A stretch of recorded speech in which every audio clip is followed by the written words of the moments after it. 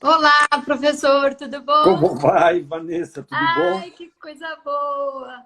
Busa, que prazer poder estar aqui com você, conversando, fazendo a nossa hora bar, Muito bom. incluindo os meus amigos que estão bem ansiosos. Fiz bastante propaganda sua e não é propaganda enganosa, não é ser marqueteiro no termo pejorativo, né? É verdade. Mas, enfim. E antes de começar, Busa, antes da gente se apresentar, primeiro de tudo eu queria te agradecer muito pelo teu tempo, que eu sei que você está numa correria doida aí com esse retorno de pandemia, essa confusão toda. Então, obrigada por deixar esse tempo para a gente conversar um pouco, trocar mais algumas ideias. É, para quem não sabe, eu conheço o Buzarello há pelo menos um pouquinho mais de 15 anos, né, Buza? Mas você foi minha aluna em 2004, depois você escapou da aula e fugiu para assistir a minha aula em 2006. Você foi aluna duas vezes na SPM. É Uma verdade. oficialmente e outra você foi de penetra. É isso mesmo. E fora, Busa, os eventos que eu te encontrei, que eu sempre busquei você como minha referência e minha fonte de Muito atualização. obrigado. E hoje é um dia muito especial, né? O Dia dos Professores. Que prazer poder eu estar aqui com você. Que honra Muito poder obrigado. estar com esse bate-papo com você, Busa. De verdade, você sabe disso, você é uma grande referência para mim. Eu queria muito dividir isso com os meus amigos, com os meus colegas que trabalham comigo. Todas as vezes, Busa, que a gente teve, sei lá, 5 ou 10 minutos de conversa, sempre me acrescentou, sempre teve uma lição de vida. A minha vida sempre acabou tomando um curso bem mais bacana, mais interessante, porque a tua experiência aí é muito enriquecedora. Então, muita gratidão sempre por estar por perto aí. E também, depois do final, quero te dar um agradecimento. No final do dia, eu recebi uma cesta lá na Tecnisa. Depois eu falo com você. Isso é um assunto meu e seu. Ah, com certeza! De coração total. Para quem não sabe, o Busa adora cuca. Cuca. Falei, falei. Essa cesta é especial, né? Recebi uma cesta de cucas do sul, de Pomerode, da minha região lá. Foi mesmo. Depois eu te conto quem que me deu essa dica, mas depois eu te conto. Ah, tô curioso. Mas é isso aí. Olha, Busa, eu fui agitando todo mundo, porque você sabe que eu sou sua fã mesmo declarada e desde aquela época mesmo. É, quando eu te conheci, Busa, você foi o meu primeiro professor de marketing estratégico, né? Naquela época eu estava começando a minha carreira no marketing, então descobrindo ainda, cara, será que é isso mesmo que eu quero? Será que escolhi o caminho certo, né? E você sempre me inspirou muito, porque além da mente brilhante e inovadora, né? Você sempre foi muito motivado, muito direcionado, muito, assim, exemplos que a gente falava, gente, será que isso vai acontecer algum dia? Imagina. Mal eu sabia que você já estava liderando aí tantas mudanças, enfim. E o que eu queria que você trouxesse para a gente, Busa, um pouco, além, claro, da tua experiência, e se você pudesse apresentar um pouco mais, além da tua experiência, falasse um pouco sobre a carreira de marketing, né? E que acho que vem mudando muito e que, enfim, como se preparar para isso tudo. Então, Olha, queria... Vanessa, eu vou lhe ser sincero, né? Eu acho que é melhor uma verdade que dói do que uma mentira que ilude. Se eu tivesse que começar a minha carreira, eu não começaria mais com marketing. É uma área muito tensa, como diz o próprio nome, né? Marketing é um mercado em movimento. Ela colapsou nos últimos 5, 6 anos. Eu sempre que encontro alunos meus como você, eu já te pedi várias vezes desculpas por aquilo que eu ensinei para vocês, porque tudo que eu ensinei para os meus alunos até 2016, 2017 não faz mais sentido nenhum. Tamanho foram as mudanças que aconteceram na área de marketing. Eu não sou mais um profissional de marketing há um bom tempo, eu sou um profissional de matemarketing. A minha vida hoje é dados, eu estou muito mais para engenheiro do que para marqueteiro, né? Porque hoje a minha vida é análise de dados o dia todo, né?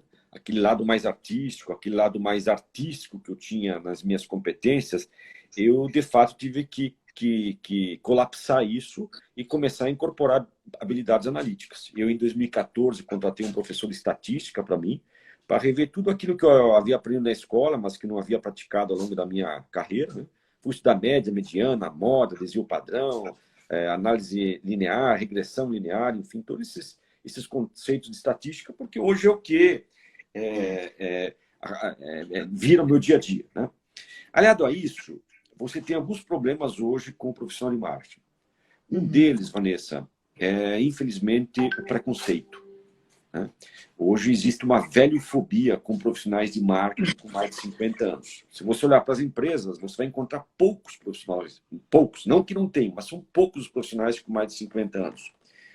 E eu vejo assim um preconceito semanalmente, porque eu recebo muitos assédios de headhunters para eu indicar alunos, indicar profissionais de mercado. Os headhunters me ligam e me falam o seguinte: Mussarelli, precisa de um profissional de marketing, faixa de 40 anos, que entenda desse novo mundo, dessa nova economia, mas não pode passar de 40 anos.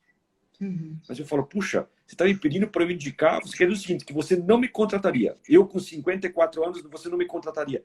Não é que eu não te contrataria, eles falam. É que as empresas estão me pedindo um profissional com idade entre 39 e 40, não pode passar disso, porque eles pressupõem que um profissional de marketing com mais de 50 anos não entenda dessa nova economia. Olha que preconceito criminoso, né?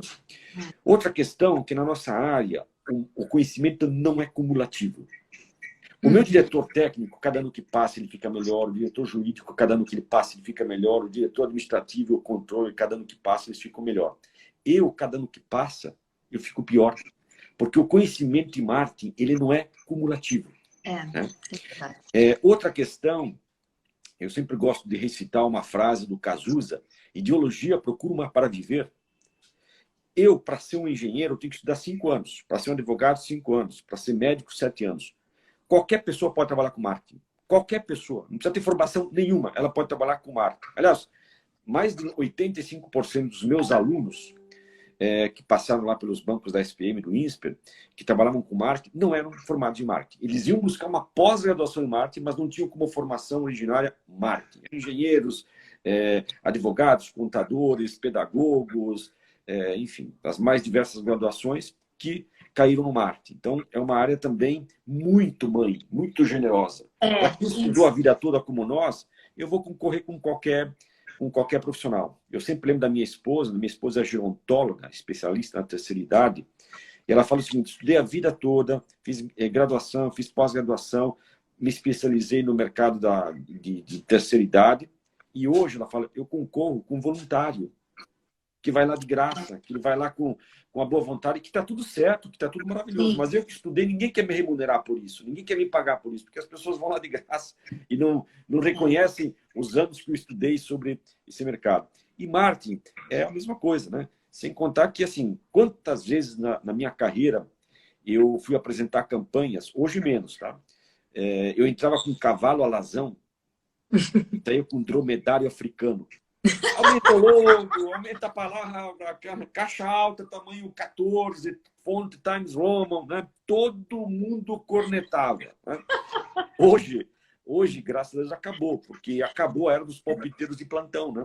Quando eu vivo hoje no Matemarketing, o indivíduo tem muito medo hoje de fazer um questionamento, porque eu respondo com dados, respondo com informações que eu tenho no meu grid de competências analíticas. Então, melhorou bastante a vida de um profissional de marketing. Mas o que se ensina hoje numa faculdade não é o suficiente para o indivíduo começar numa área de marketing. Até porque hoje não tem mais marketing. Ou você entende de competências digitais e tem habilidades digitais, ou você está fora do jogo. Né? Você está completamente fora do jogo. Então, e mesmo para gerir a área, né, Busa? Para gerir a área é complexo. E a gente fala assim, não, tudo bem, eu posso entender um pouquinho disso, um pouquinho daquilo. O que eu percebo é que assim, a gente precisa entender na profundidade mesmo, né?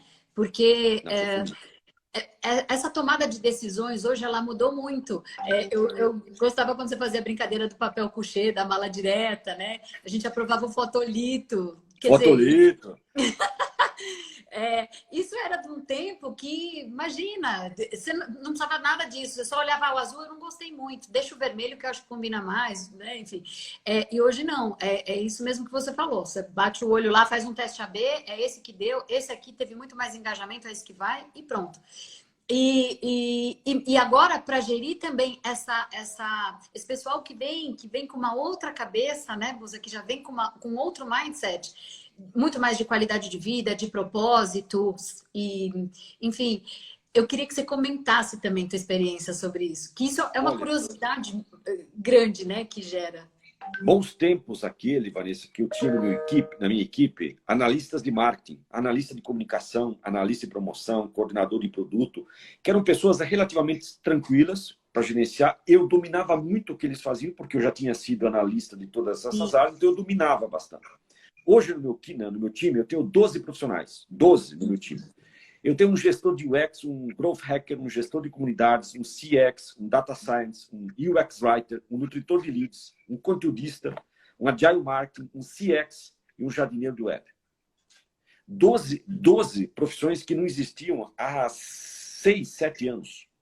E nenhum deles é formado por essas boas escolas. Todos eles são autodidatas. Todos eles falam para mim o seguinte: Buzzarello, onde eu não posso ser, eu prefiro não estar. O que demandam da minha pessoa um estilo de liderança completamente diferente daquele que eu fui moldado ao longo da vida. Porque quem me moldou ao longo dos meus quase 36 anos de experiência foi o PCC. Planejamento, Comando e Controle. Né? Eu fui moldado pelo PCC. E esse time, essa galera aí, não existe PCC. Onde eu não posso ser, eu prefiro não estar. O que me obrigou, ao longo da minha carreira, a rever uma série de posturas, de posicionamentos. Eu contratei uma professora em 2017 de masculinidade tóxica. Hoje, eu estava na empresa com os gerentes e a gente teve uma palestra maravilhosa sobre vieses inconscientes, porque a gente já começa a enfrentar problemas de líderes que não conseguiram entender esse novo espírito dos tempos, né? E cometem equívocos e às vezes têm preconceitos muito fortes, que decorrente da educação, da sociedade que nós vivemos, mas que não se atentaram muito para isso. Todos nós carregamos. Importante é você estar consciente disso, você ampliar a tua consciência e estar disposto sempre a melhorar, ouvir feedbacks, para que você não cometa esses equívocos que são cada vez mais presentes no nosso dia a dia. Eu, no meu caso, sofro muito mais, porque sou um professor, sou um palestrante, e você pega muitas audiências hoje vigilantes, audiências austeras, hostis. Você tem muita gente que quer causar. Às vezes você pode cometer um equívoco muito inconsciente que você não percebeu que você cometeu esse equívoco. E você pega muita plateia oportunista. Né? Eu já tive overreactions em sala de aula, né? Sem necessidade, cometi um erro, sim, fui imprudente numa fala. Mas eu acho que um feedback dado com amor, você deixa uma sociedade melhor. Você não precisa ter ira, raiva, cólera para fazer um apontamento de uma pessoa que eventualmente cometeu um equívoco na sua fala. E acontece. A nossa área de marketing é uma área preconceituosa. Se você pegar os livros do Philip Kotler, eu revisitei alguns livros do Philip Kotler, tem capítulos lá assim de preconceito, não é inconsciente, consciente em relação à segmentação, arquétipos, estereótipos, enfim. Né? Mas o importante é a gente olhar para trás, ver o quanto nós estávamos errados e fazer toda essa regeneração de hábitos e costumes, que não é simples. Você não muda em 5, 6 meses. Isso aqui é um aprendizado contínuo e uma ampliação de consciência. Né? E engraçado, sabe, Buza, quando você comentou comigo sobre a masculinidade tóxica, falei, puxa, mas eu aprendi tanto já com você, né? E até a gente comentou, na hora me causou surpresa, mas eu falei, puxa, faz todo sentido, né? Porque é isso aí, a geração que vem aí tem demandas muito diferentes e tem posicionamentos diferentes, importantes. Que a gente importantes, não? E que fazem muito sentido, né, Buza? Claro que tem a turminha do mimimi, do exagero, do quero causar, e isso não tem jeito, a rede social deu voz. A rede social deu voz para a gente fazer esse tipo de bate-papo e muita gente participar, mas também deu voz para muita gente que não está querendo agregar tanto, né?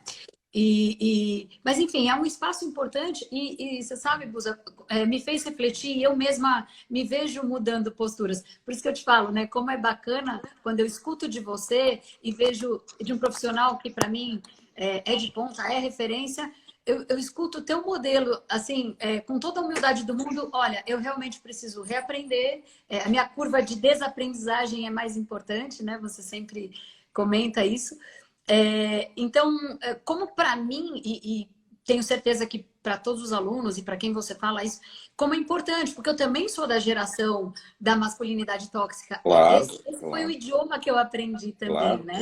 Claro. E essa era a linguagem que funcionava. Então, agora a gente precisa reaprender também. E aprender, Então... não tenha dúvidas. E é um aprendizado para nós. Eu e a minha esposa, a gente conversa muito isso em casa, e a minha esposa também tem muitos viés inconscientes. Nós temos 2 filhos, um de 15 e um de 17, e o meu filho de 17 está com namorada, né? E Ai, que legal. a minha esposa falou, ela falou, ainda bem que eu tenho um menino, se eu tivesse menino, não sei se eu suportaria isso, né? Ela teve um viés inconsciente, né? Da geração dela, típica da geração dela, né? E aí eu Isso. brinquei com ela, olha, você temos que acertar essa questão. Eu dei um feedback para ela, como ela também me dá os feedbacks quando eu cometo os meus equívocos. E assim a gente, né, dando feedback com amor, a gente constrói uma sociedade melhor. Mas dar aula hoje, se expor publicamente como eu me exponho, é tenso. Você encontra aí hoje plateias muito hostis e às vezes injustas e cruéis, sem necessidade. Né? Eu acho que elas não estão construindo uma sociedade melhor. Você dá um feedback com amor. Né? Você não pode Com toda certeza. condenar uma pessoa por ela ter cometido um viés inconsciente. Né? Uma coisa é você fazer apologia, né? Fazer apologia, como algumas pessoas fazem e tal. Eu estava ouvindo uma live, agora no começo da pandemia, de uma pessoa muito boa falando sobre essas questões de diversidade e tal, uma palestra maravilhosa, uma live maravilhosa. E lá pelas tantas ela falou assim, porque isso aqui, ela falou, é coisa de velho. Eu sou quase um sexagenário, né? Me incomodou, né? Mas eu jamais vou ter uma overreaction. Eu simplesmente, talvez, se eu encontrasse, falar, olha, sugiro você rever um pouco esse teu conceito, porque eu sou um sexagenário e me incomodou o fato de você falar que isso é coisa de velho, entendeu? Então, Até porque... mas ela não fez por maldade. São as forças de expressão, os vícios de linguagem que a gente tem. Mas, no outro lado, tem uma pessoa que pode fazer parte de uma minoria e se incomodar e tá certa. O importante é só a gente se acertar com carinho, com amor, com gentileza, que isso melhora a sociedade. E o que me espanta um pouco, sabe, Buza, é ouvir de você que você teve uma overreaction, porque, assim, para quem não sabe, o Buzzarello é o tipo do professor que ele monta o material dele também, para agregar ainda ao material que é o currículo básico da universidade, né? Então, na SPM, a gente tinha os slides da SPM que o Buzzarello passava, e, ó, vocês estão estudando isso, fazer assim, né? E tinha os seus, que eram da vida real, né? E que isso nos agregava, principalmente como profissionais. Então, um professor que usa esse tempo, né? Porque aí até o que depois eu vou te perguntar também, porque é o milagre do tempo, o Buzzarello multiplica o tempo dele por 10. Você usar o seu tempo, né, para agregar na nossa vida, nos trazer enriquecimento como indivíduos, não só como profissionais de marketing, não só cumprindo o currículo, e ainda ter esse tipo de reação. Realmente, eu fico até um pouco chateada, desculpa. Vanessa, as escolas ensinam o que é certo. E você, no dia a dia, vai fazer o que dá certo. Isso aí. As escolas ensinam sobre. Eu, como professor, sempre me preocupei em explicar como. Né? Sempre a minha preocupação é falar, eu não quero falar muito sobre, eu quero falar como. Porque eu não sou um professor profissional, eu sou um profissional professor que estou lá nas trincheiras o dia todo, né? Sentindo as dores de um profissional de marketing, e que à noite vou dar aula para reforçar a minha fé. Né? A aula me ajuda muito, muito a reforçar a minha fé. Por isso que quando eu sofri essa overreaction em 2017, eu fiquei muito triste, eu fiquei realmente bastante abalado. Porque quando a gente vai dar aula, nós não vamos dar pela coisa, nós vamos pela causa, né? Pela coisa, eu vou na Tecnisa, lá eu vou pela coisa. Realmente lá eu vou pela coisa porque eu preciso ter uma remuneração compatível com as minhas competências. Mas quando a gente vai dar aula à noite, a gente vai pela causa. Né? E vai lá para reforçar a fé. E aí você encontra esse tipo de situação que é nova, tá? É uma coisa absolutamente nova, uma coisa dos 5, 6 anos para cá, na qual eu tive que fazer um reskilling nas minhas competências de professor. Eu achei que depois de 25 anos dando aula, eu tinha chegado no auge da minha carreira, estava chegando próximo das minhas 10 mil horas de aula, né? Falei, bom, cheguei no auge, agora é só ir gerenciando.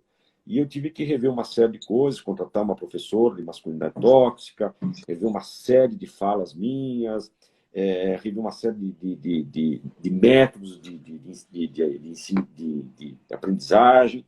E assim caminha a humanidade. Né? Eu acho que é importante a gente sempre ter coração de estagiário. Né? E eu sempre mantive um coração de estagiário. Né?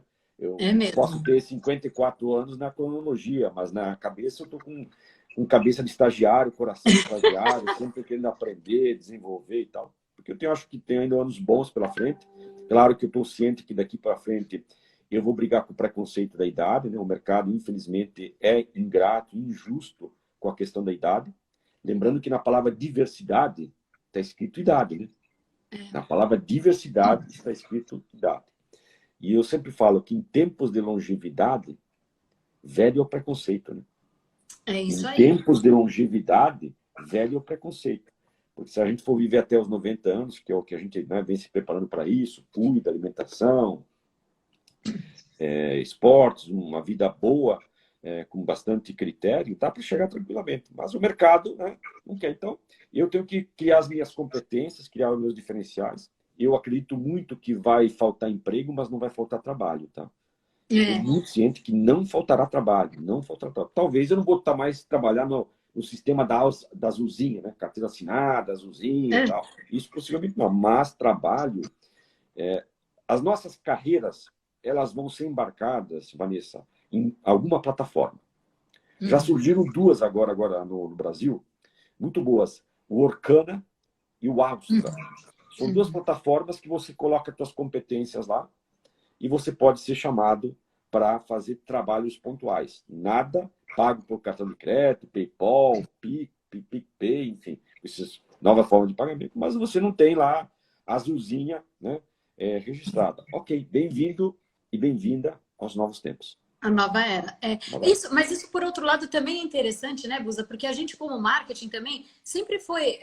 eu não sei, talvez eu tenha tido bons exemplos, né? Mas eu sempre vi o marketing como a gestão do negócio, né? Não é o marketing, que bonito, o encantamento e tal, que isso também já está bem lá para trás. Eu acho que a gente, como marketing, que tem uma cabeça aberta, uma disponibilidade maior para aprender, para receber o que é novo, também, sabe, olhando um pouco o copo meio cheio, vai. Eu acho que a gente acabou desenvolvendo alguns skills que nos permitem, então, assim, transitar com tranquilidade, às vezes 2, 3 mercados, e conseguir gerir isso no nosso dia a dia, né? Eu trabalho numa empresa que tem, sei lá, 2, 3, 4 mercados diferentes e a gente faz gestão. Então, assim, às vezes de manhã a gente está fazendo um trabalho de trade, algo um pouco mais com bastante movimento. Às vezes à tarde, não, tem uma apresentação um pouco mais específica para gestores de empresa. Depois à noite tem um evento com arquitetos. Então, assim, são perfis diferentes. Eu acho que a gente transita com facilidade, né, Busa? É verdade, mas é uma área hoje que sofre muito pelas demandas. Porque todo mundo... Eu sempre falo para a turma, obrigado pela ideia que você não me deu. Eu não quero ideias. Pelo amor de Deus, não me traga ideias. Eu não quero ideias, pelo amor de Deus. Se você trouxer ideia, eu viabilizo para você, eu desindustruo, eu mobilizo, mas você vai lá e executa. Né? Às vezes, nas reuniões que eu vou, assim, o pessoal vai de carteirinha. Você tem que fazer isso, você tem que fazer aquilo. Eu me sinto, sabe, um capataz de tanta cobrança que tem, porque o pessoal quer fazer tudo. Né? E eu, quando eu cheguei em São Paulo, em 1989, a Luísa Erundina estava assumindo a prefeitura de São Paulo. Ela foi eleita a primeira prefeita mulher da cidade de São Paulo. E ela cunhou uma frase que me ajudou muito ao longo da minha carreira. Ela falou o seguinte: prioridade é uma palavra que não tem plural. Prioridade é uma palavra que não tem S. Então, eu sei trabalhar com prioridade, mas no dia a dia as demandas são tão fortes. Eu preciso disso, preciso daquilo, preciso fazer análise disso, preciso fazer um aplicativo, preciso fazer uma landing page, preciso fazer comprar esse tipo de palavra. Não dá, não consigo. Né? E aí, às vezes fala, puxa, mas a área de marketing é lenta. Né? É que são muitas coisas. Quem entende de marketing sou eu. Eu sei as prioridades, eu sei aonde eu quero chegar, porque eu estou enxergando um filme, eu estou fazendo um filme. Quem está dando ideia está enxergando uma foto. Ele vê uma foto e tira. Eu não. Eu estou numa maratona, né, de 42 quilômetros. E às vezes devia estar numa corrida de 100 metros. Então, se você não tiver um estômago de um tamanho de um pântano para engolir sapo, você não sobrevive nessa área. Né? É uma área que precisa ter muito, muito estômago, porque todo mundo manda. Todo mundo quer mandar. Eu me sinto, às vezes, mal. É que como eu estou com um bom tempo de companhia, tenho uma personalidade também que muitas vezes me privilegia, porque eu também sei qualificar as minhas ideias, sei qualificar meu ponto de vista, eu consigo convencer a outra parte, mas muitas vezes não. E o maior problema, sabe qual é, Vanessa? É quando você encontra pessoas de senso comum. E quando alguém mais qualificado, com uma proposta mais elaborada, com uma ideia mais qualificada, mais consistente, te confronta, você fala, ok, aprendi. O problema é o senso comum. É isso É o aí. indivíduo que fala para você, mas por que vocês não têm um aplicativo? É um absurdo, nós estamos no século XXI e você não tem um aplicativo. Eu falo, cara, eu não preciso de um aplicativo para uma construtora. Né? Vou construir um aplicativo para vender apartamentos para o indivíduo que compra apartamento uma vez na vida. Ah, mas depois que ele comprou, ele vai querer acompanhar o cronograma de obra. Tá bom, eu tenho um site responsivo, não precisa ter um aplicativo, é uma ferramenta a mais, é mais um site para eu cuidar, mais um profissional para eu cuidar, não precisa. Entendeu? Ah, porque ele viu o aplicativo do Pão de Açúcar, do Magazine Luiza. Ok, mas essas lojas precisam, porque tem uma compra recorrente. Né? Então, é o senso comum, né? Trabalhando com a ciência. Quando eu falo com pessoas com uma bagagem boa, a discussão é boa. O problema é o senso comum. O senso comum te destrói no dia a dia. E isso, sabe, Busa, também, eu acho que é um desafio que acho que todo gestor de marketing enfrenta. É assim, a gente tem modelos de negócios que são muito diferentes dos nossos, e é exatamente o que você falou, mas vamos desenvolver o aplicativo? Não, não precisa, não é isso que precisamos agora. Não precisa. E a gente vê aquela fotografia também chamada verba, né? Que não é sempre que tem. Isso. Então, assim, se vira aí com o que tem. Quem que corta Sempre. na pandemia? O marketing. Sempre. Em geral é sempre. isso, né? Sempre. Não, eu não voltaria mais. Eu estou na empresa há 20 anos, mas eu dificilmente vou seguir carreira daqui para frente na Vimar. É uma área extremamente complexa em todos os aspectos. A complexidade que ficou hoje, né? Bons tempos aquele que eu falava com o Estadão, com a Folha, a Editora Abril, a Globo, e mais uns 7, 8 fornecedores, estava resolvida a minha vida. Hoje, o meu marketing stack, né, que é o meu conjunto de martex plugado no meu negócio, eu tenho mais de 50 empresas. 50 empresas de assuntos completamente disruptivos. Né? Assuntos que eu estou vendo e estou aprendendo junto. Né? Não é que eu aprendi na faculdade, que eu lecionei na faculdade. Toda semana surge uma Martech nova para eu aportar no negócio. Né? Então... Ô, Busa, você consegue dar algum exemplo de alguma para o pessoal? Assim, várias. Desde de uma Track Sales que faz NPS de equipe comercial, até uma Tailtar que faz todo o trabalho de mídia programática, a refinaria de dados que me ajuda no processo de captura de dados para eu fazer uma oferta de comunicação mais assertiva, a Shopback que me ajuda a recuperar um cliente que passou pelo site e não deixou rastro e foi embora, e eu coloco essa Martech para tentar fazer com que ele volte para o site e eu fazer uma oferta relevante para ele. Enfim, são muitas, são quase 50, né? Que é o que a gente chama de marketing stack. No passado, quando você me encontrava, você perguntava para mim, Buzzarello, qual é a tua agência de publicidade? Hoje eu não sei mais quem é a minha agência de publicidade. Não tenho a mínima noção de quem seja a minha agência de publicidade. Hoje eu vou perguntar para você, quais são as Martechs que estão plugadas no teu negócio? E não mais qual é a tua agência de publicidade. Olha como as agências de publicidade perderam relevância, perderam sentido. Eu me recordo quando eu ia aprovar uma campanha de publicidade, a agência vinha na tarde, após 16 horas. Era um evento. A agência de publicidade veio apresentar a campanha, parava todo mundo para ver a campanha. Vinham os diretores de criação, eles eram quase que celebridades e tal. Hoje eu não sei mais quem é a minha agência de publicidade, tamanha insignificância que eles têm para o meu negócio. É verdade. Você sabe que uma das perguntas que eu tive, Busa, também foi em relação a isso. Qual é o futuro das agências de comunicação, né? Então, como é que você vê isso? Olha, as agências de comunicação, a sua grande maioria, tá? A sua grande maioria, elas se transformaram, né? Porque hoje o conteúdo é a nova publicidade. Né? O conteúdo é a nova publicidade, que pode ser o conteúdo feito em áudio, vídeo, texto, podcast, das mais diversas formas, nas mais diversas plataformas. Né? Então, mudou também as competências dos publicitários. Né? Mudou a forma também de eles serem remunerados. Né? Acabou a época boa dos bônus que eles recebiam no Estado, de uma Folha, de uma Globo, de uma emissora de televisão e tal. Acabou. Né? Hoje, quando você olha, por exemplo, para o Pão de Açúcar, até antes da pandemia, o aplicativo do Pão de Açúcar era um dos aplicativos mais baixados no Brasil. Estima-se que 8, 9 milhões de brasileiros têm o aplicativo do Pão de Açúcar. Quando o Pão de Açúcar tem 9 milhões de usuários do aplicativo dele, Vanessa, o Pão de Açúcar passa a ser o quê? Ele passa a ser mídia. Aí ele vai chamar Nestlé, vai chamar Ambev, vai chamar Heineken, vai chamar Johnson & Johnson, e vai falar o seguinte, você não vai mais investir na televisão. Você vai estar comigo aqui no aplicativo. Porque quando eu faço uma ação aqui no aplicativo, o ponteiro de vendas faz assim, segundos, segundos depois, lá na tua prateleira, ou no teu James Delivery, que é o app de entrega do Pão de Açúcar.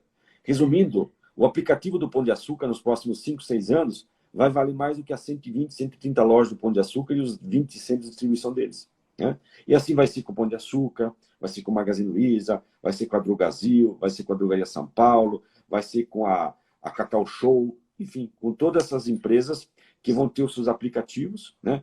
E essas empresas, todas elas vão virar fintechs, porque qualquer empresa hoje que tenha mais de 2.000 funcionários, a área de RH vai virar uma fintech, né? Ou seja, grandes transformações.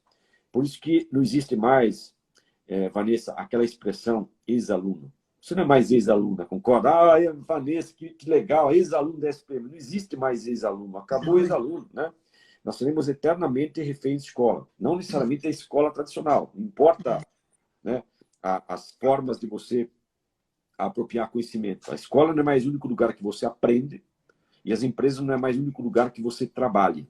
As empresas viraram escolas e as escolas viraram empresas. Então, não existe mais ex-alunos, né? Nós temos que aprender das mais diversas formas. Eu sempre falo, a minha principal forma de aprendizagem hoje é a hora bar. Né? Se colocar na minha escala hoje de prioridade em termos de aprendizagem, é a hora bar. Porque quando eu falo de Martex, eu não vou aprender numa escola, num podcast, num livro, numa revista, num congresso, num seminário. Eu vou aprender porque eu vou falar com você, você vai falar das Martex que você está usando, eu vou falar das minhas Martex, das minhas experiências, das minhas frustrações, você vai falar das suas.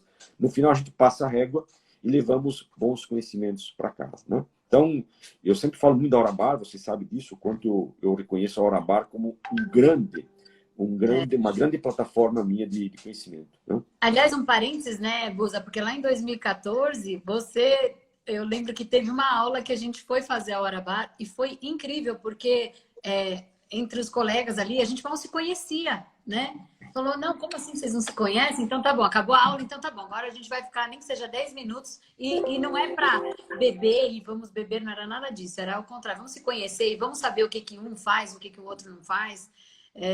Isso você sempre promoveu, né? E olha que eu vejo, às vezes, você se encontrando com o Pugliese, com o Caio do Mercado Livre, né?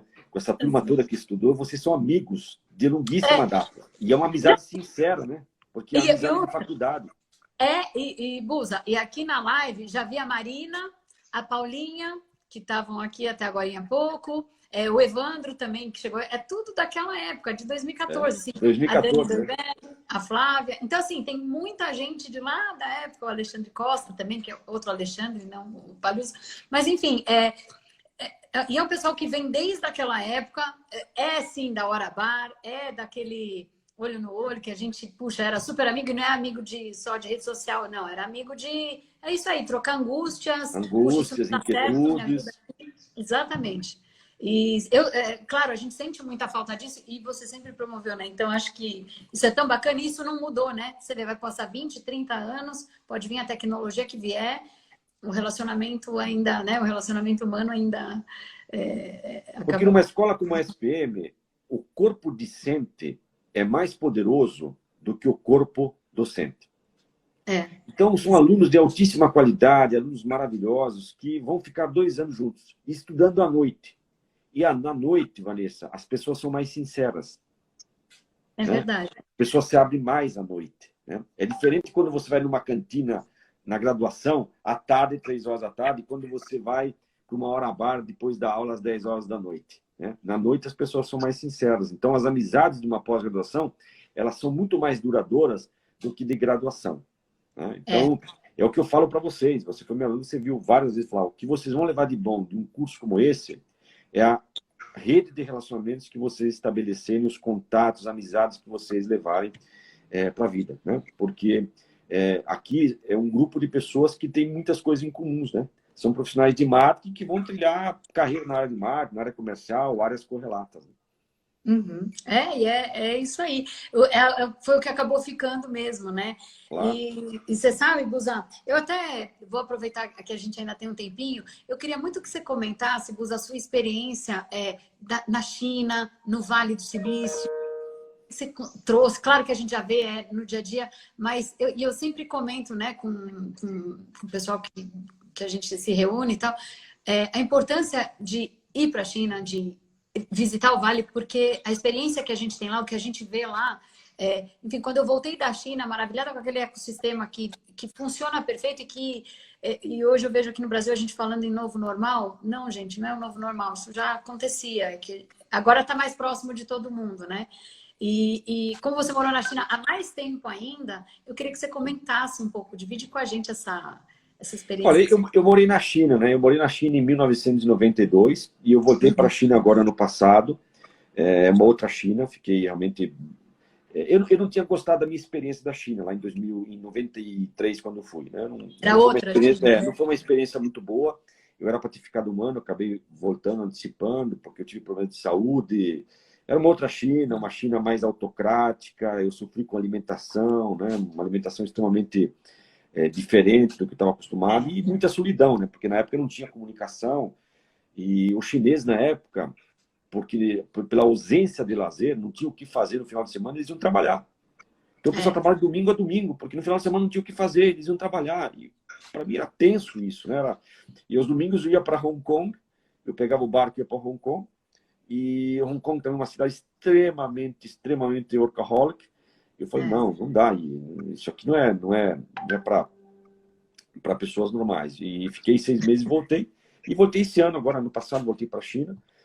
Fiquei realmente bastante surpreso. O que mais me chamou a atenção foi a questão dos dados, né? No passado, a gente ia para a França, para Cannes, para ter ideias, né? Agora você vai para a China para entender como é que eles estão operando com dados. E realmente é espetacular o manejo que eles têm com dados, né? Eles são tão avançados com essa questão que na China, primeiro eles entregam, depois eles vendem. Olha que interessante. Primeiro eles entregam, depois eles vendem. O que eu quero dizer com isso? Eles sabem que todas as quartas-feiras você assiste jogos do Palmeiras e pede uma pizza de mussarela com Coca-Cola. Depois que o algoritmo aprendeu esse teu padrão de compra, eles não pedem mais para você, eles entregam para você às quartas-feiras, quando joga Palmeiras e o jogo é transmitido, eles mandam para você uma pizza de mussarela e uma Coca-Cola. Se você não reclamar, no dia seguinte é que eles vão vender, ou seja, no dia seguinte é que eles vão cobrar, né? E se eventualmente você estava viajando e não consumiu a pizza, eles vão falar assim, então, se você quiser ficar, eu te dou 90% de desconto e está tudo certo. Porque às vezes o algoritmo não vai conseguir entender que ele estava viajando. Em termos, falam. Porque o algoritmo sabe se você não está ou não está em casa nesse dia. Porque na China não existe lei da proteção geral de dados, tá? Imagina. É diferente aqui do Ocidente, tá? Eles têm acesso aos teus dados, não pedem autorização para nada, é o governo entrando e sabendo tudo da tua vida. Então, se você não está em casa na quarta-feira, essa pizzaria sabe que você não vai estar na quarta e não vai te mandar. Tá? Então, eles estão muito avançados com dados, sobretudo na área de insurance e na área de bancos. É impressionante o domínio que eles têm em relação a isso, né? E o próprio governo investindo muito forte nisso. Eles têm uma obsessão por dados muito intensa. Vide o que eles conseguiram fazer agora com o Covid, né? Você imagina que uma cidade como Xangai tiveram 5 casos. Xangai, né? Imagina. Uma cidade com mais de 25 milhões de habitantes tiveram 5 casos. Né? Isso é uma prova de que eles trabalham muito bem com dados e, claro, também com imposição de governos autoritários. Né? E você sabe, Buza, que quando eu cheguei lá, eu também, para mim ainda também era tudo muito estranho, por mais que você escute, quando você chega, é tudo muito estranho, né? Eu cheguei sozinha, quando fui me hospedar no hotel, muito preocupada, né, com segurança. Eu só perguntei pro concierge assim, escuta, mas e se eu não voltar, como é que vocês vão saber, né? Eu queria uma ajuda, porque tô sozinha e tal. Ele falou, olha, não se preocupe. Ele passou um scan, né, na minha face e falou, ó, não se preocupa, vou deixar anotado aqui, sei lá, que se talvez você não chegue até meia-noite ou 11 horas, eu anuncio a polícia, em menos de 2 horas a gente te localiza. E eu lembro que eu fiquei meio assim, mas como você me localiza, né? Claro que a gente sabe que tem as câmeras e tudo mais, mas você sabe que aquilo... Engraçado, né? Eu vivi na pele assim, puxa, então tá, então tô segura. Deixei ali avisado pro concierge que tá bom, se eu não chegar até, sei lá, determinado horário, então tudo bem, pode acionar a polícia e tentar... Claro que a gente fica, né, tava preocupada, sozinha, enfim. Depois não, depois encontrei os amigos, inclusive da SPM, né, daquela época, e que a gente foi juntos, né? E, enfim, eu vivi na pele, ao mesmo tempo, puxa, os caras me controlam até onde eu tô, mas por outro lado, tá, então tá, tô segura, né? Não tinha dúvidas. É o trade-off. É o trade-off. É isso aí. É o É trade-off isso da aí. vida, né? Não quero dar meus dados. Essa questão de privacidade de dados, eu faço esse questionamento nas minhas aulas, né? E todo mundo fala, eu sou preocupado, não vou dar meus dados. Eu falei, peraí, você não vai dar os seus dados para um iFood, para um Rappi? Você não gosta de uma promoção? Eu gosto de ganhar uma promoção, R$10, R$15, um desconto, um voucher, em todas essas frentes, né? Essa semana eu recebi um voucher do PicPay, olha, num restaurante que você teve 60 dias, é tempo que você não vai lá, nós estamos te presenteando com um voucher de R$25. Puxa, R$25? Eu falei para minha esposa, vamos lá, pertinho de casa, a gente foi a pé, né? Então, por quê? Porque eu deixei meus dados lá. E eu não tenho preocupação em deixar dados. Eu sou extremamente aberto a dados. Pode fazer o que você quiser com meus dados, desde que tenha uma troca. E eu obtenho descontos, obtenho vouchers, obtenho muitos benefícios em troca de dados, né? Quando você...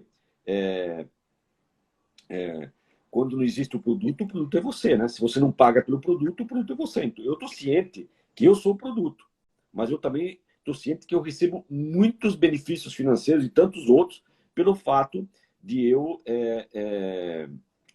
deixar meus dados, né? Eu sou palmeirense e essa semana eu recebi uma promoção porque eu estou há 5 anos sócio torcedor avante do Palmeiras. Completei 5 anos e o Palmeiras mandou um voucher de 50% para eu comprar uma camisa retrô do Palmeiras. Se eu não tivesse dado meus dados, certamente eu não teria acesso a uma camisa bacana, retrô do Palmeiras, com 50% de desconto. Então, não tem certo ou errado. Eu sou muito a favor de dar os dados. Tá? Mas tem gente que fala, não vou dar, ok. Mas eu falo, você vai ficar um ermitão, né? Se você se fechar para os dados, você vai ficar um ermitão, você não vai ter acesso a nada. Você não vai aproveitar das boas promoções, né? dos bons vouchers, descontos, benefícios e tantas coisas bacanas que você está dando, porque os dados devem ser remunerados. As empresas estão remunerando pelos dados. Até porque as empresas querem isso, estão em busca disso, né? Qualquer modelo de negócio quer isso, né? Mas uma coisa assim, uma coisa é número, tá, Vanessa? Uma coisa é dados. Né? As pessoas às vezes entendem de números. Eu vejo no dia a dia, eu me deparo lá com a minha turma e tal, eu falo, ó, vocês, todos engenheiros maravilhosos, super inteligentes, vocês entendem de números. Números é quando você pega uma planilha de Excel, né? E tem lá 100 linhas e 30 colunas e a tua mente consegue processar números, tá? Mas dados, atualmente, não consegue processar. Dados, nós estamos falando de outro jeito de você... Dados é muito mais você fazer perguntas, né? Diante de volumes escandalosos e indecentes de dados, né? É uma outra pegada. Eu também venho aprendendo a trabalhar com dados. Eu sempre fui relativamente bom com números. Com dados é um outro universo, tá? É um outro universo. E que a mente não consegue sozinha processá-los. Aí você precisa de todas essas ferramentas novas que vêm aí de Big Data, inteligência artificial e tantas outras coisas, né? E você precisa do auxílio da máquina para ajudar a processar dados, que é diferente de números. Porque ou você vai ter um bando de dados e não sabe o que fazer com eles, né? Aí entra o que a gente chama a junção do Big Data com o Big Idea. Isso aí. Hoje, as minhas ideias, elas são originárias, né?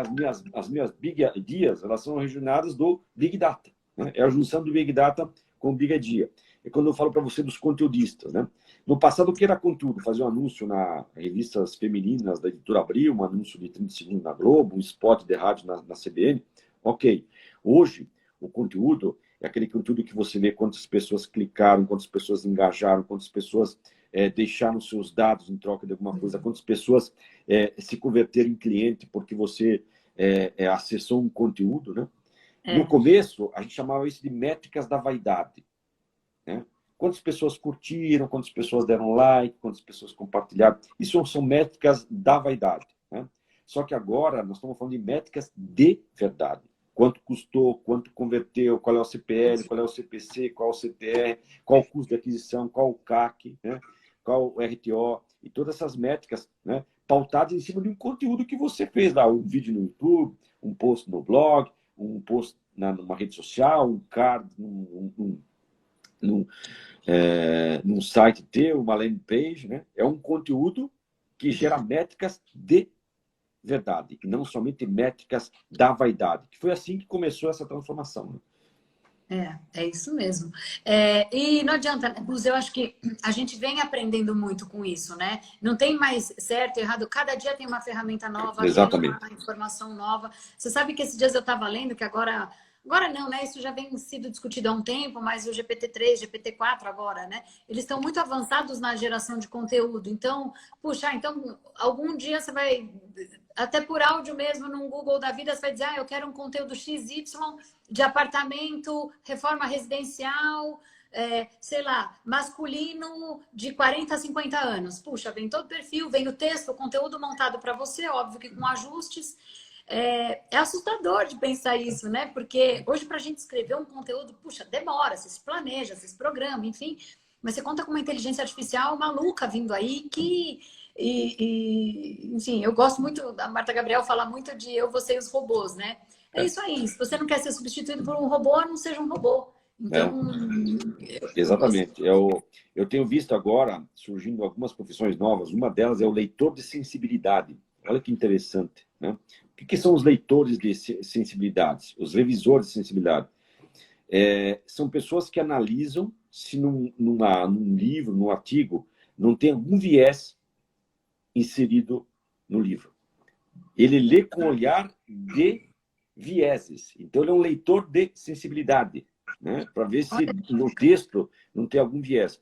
Porque os livros também são muito enviesados, muitos. Na nossa área de marketing, todos eles são livros que, se você pegar livros do passado, você vai ver textos lá muito comprometedores. Né? Então, surge esse profissional. Como surge também eu encontrei um amigo meu da Editora Abril, que foi demitido da Editora Abril, né? E aí eu pergunto para ele, como é que estão as coisas? Ah, tá indo e tal. O que você está fazendo agora? Ele falou, agora eu não sou mais jornalista, ele falou. Agora eu sou um consultor de explicação. Mas ele falou, cara, o que é consultor de explicação? Então, ele falou, as coisas estão muito complexas hoje. Eu imagino que você vai ter coisas para vender no seu dia a dia que você tem dificuldades para explicar. Então, você que está lançando, eu estou lançando um empreendimento para o público sênior, né? Estou lançando um senior living. É um produto diferente, um produto mais complexo. Falou, dá para mim que eu faço toda uma estratégia de explicação. Eu não sou mais jornalista, agora eu sou um consultor de explicação. Né? Por quê? Olha que interessante. Tudo que é fácil para um computador é difícil para um ser humano. E tudo que é difícil para um ser humano é fácil para um computador. Né? Então, quando você vê um leitor de sensibilidade, o computador não consegue sacar se tem um viés inconsciente no texto. Né? Porque isso para o computador, para a inteligência artificial, é difícil. Mas para o ser humano é fácil. Agora, analisar milhões e milhões de terabytes de informação é muito fácil para um computador, mas é muito difícil para um ser humano. Tá? Então, a tecnologia não vai tirar trabalho, ela simplesmente vai modificar o trabalho. Né? Então, como eu falei para você, eu não sou mais um profissional de marketing, eu sou um profissional de marketing. Né? Não é que acabou a vida de um profissional de marketing, ela foi Mudada, modificada, transformada, como de uma agência de publicidade, como de um jornalista e tantas outras profissões. Né? Foi modificada. Né? Nunca se escreveu tanto conteúdo, nunca se produziu tanto conteúdo como nos dias atuais. Né? A idade da pedra não acabou por falta de pedra. O que mais tem nesse mundo é pedra. Né? Só que é o seguinte, quando eu vi na pandemia a XP fazendo 3 lives por dia, o BTG fazendo 4 lives por dia, explicando e tal, eu falei, quem que devia estar fazendo isso? A Exame, o Valor Econômico, esses produtores de conteúdo, né? E não a XP, o BTG, o Itaú BBA, né? Ou seja, eles se tornaram publishers, né? E aquele jornalista que estava na Editora Abril, agora ele está no BTG, ele está na XP, ele está produzindo conteúdos em outras frentes. Por quê? O conteúdo é rei, mas o contexto é Deus. Né? O difícil é você produzir conteúdo com contexto. Né? Então, quando veio a pandemia, os investidores ficaram em alvoroço, porque onde é que vou drenar os meus investimentos? Onde é que vou direcionar os meus investimentos? Aí entrar nesses bancos produzindo conteúdo, explicando sobre renda fixa, sobre renda variável, sobre fundos imobiliários, investimentos em imóveis, etc, etc, etc. Então, a idade da pedra não acabou por falta de pedra. Né? O que mais tem nesse mundo é pedra. Pedra. Então, a gente não pode parar, como falei, de aprender. Né? Não dá para achar que você é ex-aluno da SPM. Acabou ex-aluno. Né? Eu sempre falo o seguinte, empresas fortes criam tempos fáceis. Tempos fáceis criam empresas fracas. Empresas fracas criam tempos difíceis e tempos difíceis criam empresas fortes. Transporta isso para o indivíduo, né? Transporta isso para, em vez de empresas, pessoas, você vai ver que tempos difíceis criam pessoas fortes. Nossa, é isso mesmo, sensacional. Teremos anos maravilhosos pela frente, né? Nós somos pessoas privilegiadas, você que estudou numa boa escola, eu que também sempre estudei muito e tenho acesso a vocês, alunos, me relaciono com bons alunos, nós não podemos reclamar. Difícil é aquele indivíduo que é hipossuficiente, né? Que não teve uma boa educação, que infelizmente a gente vive num país com uma desigualdade social indecente, né? Lembrando que 67 milhões de brasileiros receberam auxílio emergencial. 67 milhões de brasileiros, né? 107 pediram, tá? 67 conseguiram. Então, se você analisar aqueles que pediram, tá bom, tem um pouco de fraude no meio, essas questões todas e tal, mas estamos falando que aproximadamente 50% da população brasileira depende de auxílio emergencial, né? E a gente tem esse viés nosso de Faria Lima, de Avenida Paulista, de SPM, de INSP, né? Essa bolha que nós vivemos. Home office. Quantas pessoas no Brasil trabalham em home office? 8 milhões e 700 mil pessoas. Não é nada.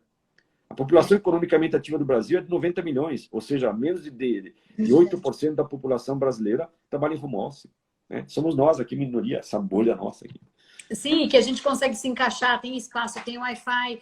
Quando a gente pensa que em época de Covid tem uma parte da população, eu não me lembro, mas é bem significativa. Eu acho que gira em torno de 10% de gente que não tem água em casa. Água para lavar, não, água potável. Não tem saneamento básico. O marco do saneamento básico, pasme, nós estamos em 2021, né? Mais de 60, aproximadamente próximo de 50 e poucos por cento da população não tem acesso ao saneamento básico, né? Em 2021, né? Porque os políticos não querem aprovar, porque eles querem ter o domínio da empresa local que faz o saneamento, porque a gente sabe, né? Como falava Roberto Campos na década de 80, né? Ele falava o seguinte, o Brasil é um país que não vai para frente porque roubam-se as 4 rodas. Brasil, fraude explica. Aliás, vide o noticiário de hoje. Quem acordou cedo e conseguiu ver, isso aí. Entender as histórias se repetindo, que nem vale a pena entrar aqui. Que nem vale a pena entrar. Imagina, das 27 federações brasileiras, dos 27 estados da federação, 15 estão com investigações de suspeita de fraude agora na pandemia. Fraude no meio de uma dos maiores tragédias da humanidade, tem gente roubando, né? Então, Brasil, fraude explica. Tá? Brasil é um país que não vai para frente porque roubam-se as 4 rodas. E é isso mesmo. Mas você sabe, Buza, que eu me lembro também lá, voltando um pouquinho lá para trás, eu lembro de você falando do Brasil com Z, né? Que a gente representava. E que você sabe que... Eu falei exatamente. Você falava isso, e assim, e é algo que eu sempre coloco também, né, às vezes nas reuniões, e vejo o Brasil com todas essas fraudes, e com a fraude explica, e vejo, puxa, por ser tão assim, a gente tem tanta oportunidade de melhoria de negócio aqui, de empreender. Acho que o Brasil infelizmente afundado do jeito que está e com todos os problemas, tem tanta oportunidade para a gente profissionalizar e tentar colocar esse Brasil com Z para andar, né? Eu sou muito Olha, esse é o maior tesouro desse país. Esse é o maior tesouro do Brasil. É um país que tem muita bucha. E onde tem bucha, tem negócios. Isso tem muitos negócios, tem muita bucha nesse país. É diferente de você trabalhar na Suíça, na Dinamarca, na Noruega. Você vai lá, vai na Suíça. Qual é o furo que tem na Suíça? O único furo que tem na Suíça é o furo dos queijos. Não tem furo naquele país. Como é que você vai inovar? A Suíça tem algum unicórnio? Não tem. Tudo lá funciona, tudo funciona. Aí você pega um país como o nosso, com todas as dificuldades, nós estamos batendo 3 unicórnios, né? Tivemos agora a Vetex, que eu acho que é a 13ª ou a 12ª unicórnio brasileira, né? Um país, isso demonstra o quê? Que é um país de muitas buchas, de muitas oportunidades. E lembrando, hein, a maior parte dessas unicórnios, elas atendem o mercado brasileiro, tá? Uma coisa é você ter um unicórnio, como é um Waze, que atende o mundo, o Uber que atende o mundo, o Airbnb que atende o mundo, né? Escala global. Nós estamos falando de unicórnios que, em princípio, a grande maioria atende somente o mercado brasileiro, tá? Para você ver como esse país é interessante, né? Porque quando a gente fala dos unicórnios mundiais, você vê que são empresas que atingiram esses números com escala global. Nós conseguimos empresas atingir um patamar de unicórnio atendendo demanda local.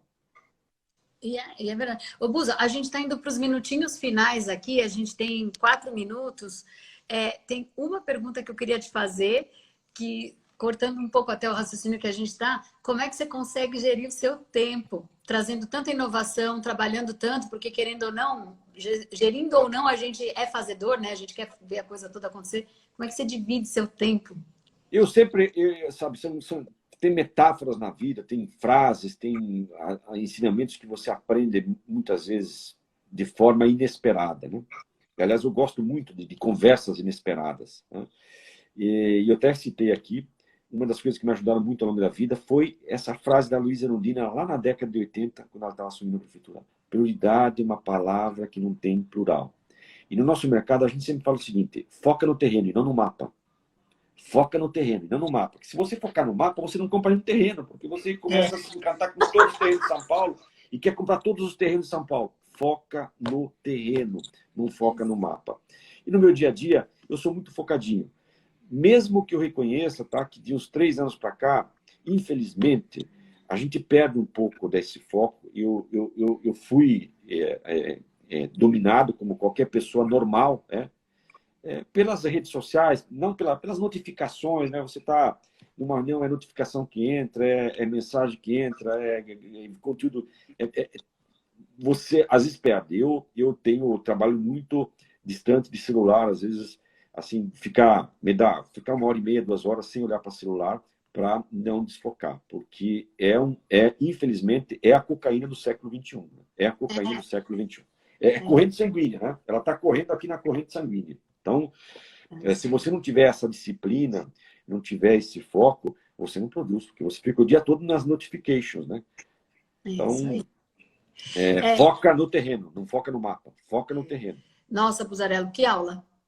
Tô só muito vendo obrigado. Você não sabe o quanto eu fico feliz em fazer lives com ex-alunos. Eu acho que é a 12ª live que eu faço com ex-alunos meus como você e alunos de longa data. E eu sempre falo o seguinte, quando encontro vocês, que foram os meus alunos em 99, 2000, 2001, 2002, até 2013, Vanessa, quando encontro alunos até 2013, 2014, eles atravessam a rua na Faria Lima para me cumprimentarem, para me abraçarem, para conversarem comigo, quando eu estou no shopping, no aeroporto, enfim. É muito gostoso. Mas, eu devo lhe confessar, os meus alunos de 2014 para cá, se eles me encontrarem na Faria Lima, eles dificilmente vão me cumprimentar ou vão atravessar. Porque as gerações mudaram. As gerações mudaram.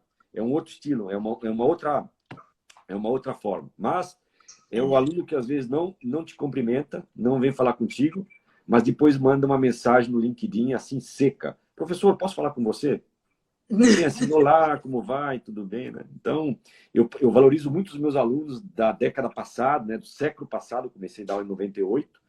Então, eu fico muito feliz de encontrar uma aluna como você, de 2004, e a gente sempre conversando, mantendo bons contatos no dia a dia, né? A vida é feita de encontros, muito embora haja muitos desencontros na vida, né? Então, é verdade. Você sabe, final... e é engraçado porque quando a gente fala do Buzzarello, sobre marketing, puxa, meu professor, o Buzzarello, às vezes com pessoas de outros núcleos, outras esferas, poxa, de repente fui falar de você para alguém na Starts, imagina, o Buzzarello já estava lá. Vou falar lá no evento do Mercado Livre, imagina, o Buzzarello. Quer dizer, então é tão gostoso, porque eu penso assim, puxa, eu tenho uma referência, fora o carinho, o ser humano que você é, né? O exemplo de profissional, a retidão, sabe? Os valores que você tem, sempre carregou muito.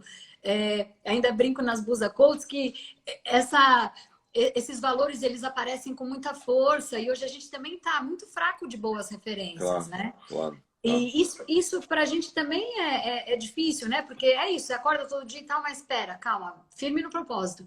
Então, a gente se torna referências para um grupo de pessoas, mas a gente também precisa das nossas, né? Então, É você verdade. sempre foi uma referência muito forte para mim. E quando eu comentei com muitos profissionais, até muitos amigos, como assim, o mussarela? Então, o mundo é desse tamanho, o pessoal te conhece muito, é muito bacana, Busa. E, de novo, gratidão, muito obrigada pela tua generosidade, pelo Obrigado. teu tempo. Obrigado a Sempre você foi você também. que está aí para nos ouvir e nos acolher com as angústias também, apesar do tempo que está tão curto, né? Então é Conta isso. comigo sempre, foi uma honra também estar contigo, sempre muito bom rever ex-alunos. Força nos teus desafios e Obrigada. não deixe de me cutucar. No Com final de certeza. 2020, nós seremos as mesmas pessoas, exceto por duas coisas: pelos livros que a gente lê e pelas pessoas que a gente conhecer.